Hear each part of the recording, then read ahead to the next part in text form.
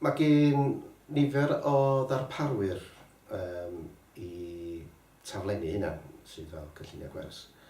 A rhai nhw yn fanwl iawn, a rhai yn gadael i'r tiwtor lenwi'r manylion i gyd i hynna.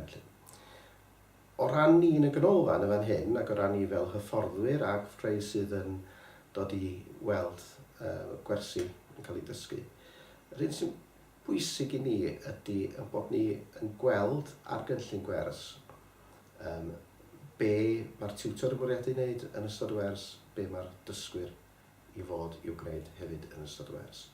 A dyna sydd bwysica. Wrth gynllunio, credu bod ti'n bwysig bod ni'n meddwl mae nid rhyw gama bach 1, 2, 3, 4 yn unig ydi o, bod rhaid meddwl ar bob agwedd o'r wers.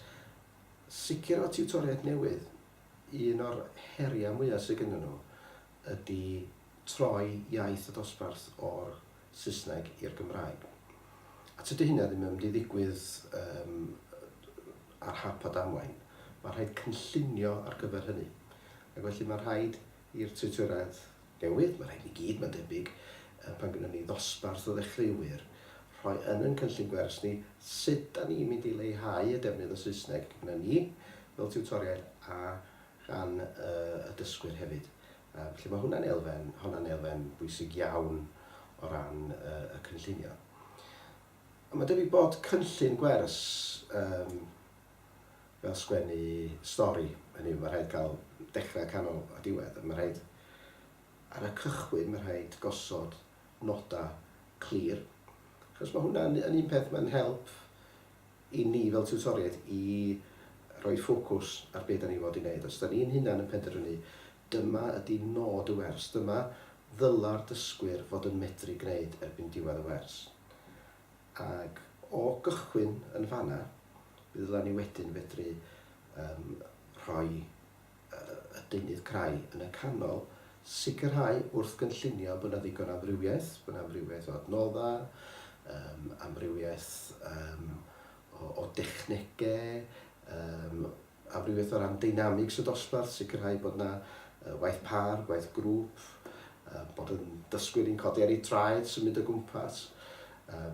Sicr, os ydy'r tiwtor yn medru defnyddio adnoddau electronig, bod rheini hefyd yn y cynllun gwers. Pryd yn union mae'r deunyddiau yna wedi cael ei defnyddio, sut mae'n wedi cael ei defnyddio.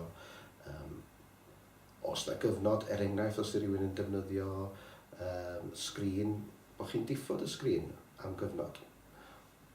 Mae eisiau'r beth yna gael ei cynllunio i gyd, fel bod yr ffocws ar y dysgwyr, ac bod y tiwtor yn gwybod yn union ble mae'n mynd gydol y wers. Wedyn ar y diwedd, credu bod yna ddau beth yn bwysig ar y diwedd. Un ydy bod y tiwtor yn crynhoi beth sydd wedi digwydd yn ystod y wers, yn ei crynhoi yr addysgu.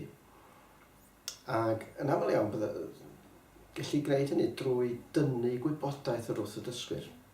Hynny yw, holi dysgwyr am be maen nhw wedi ddysgu yn ystod y wers. Iddyn nhw holi gilydd, neu gael ei holi gan y tiwtor, neu weithiau, iddyn nhw ofyn cwestiynau i'r tiwtor, unrhyw beth sy'n dangos bod y dysgwyr wedi deall beth sydd wedi digwydd yn y wers, ac bod ti'n amserol i symud ymlaen wedyn yn y wers nesaf.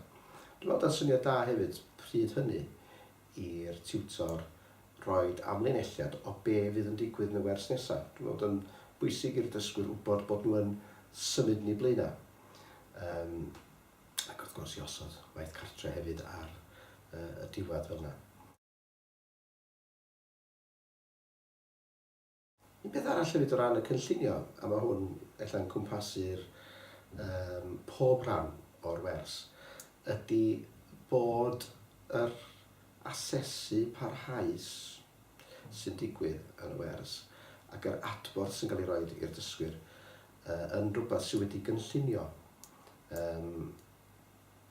Hyd yn oed os ydy ond bod y tiwtor yn sicrhau bod adegau yn y wers lle mae yna gwahanol dechnegau o roi adborth yn mynd i gael ei ddefnyddio, bod hwnny yn y cynllun ei hunan.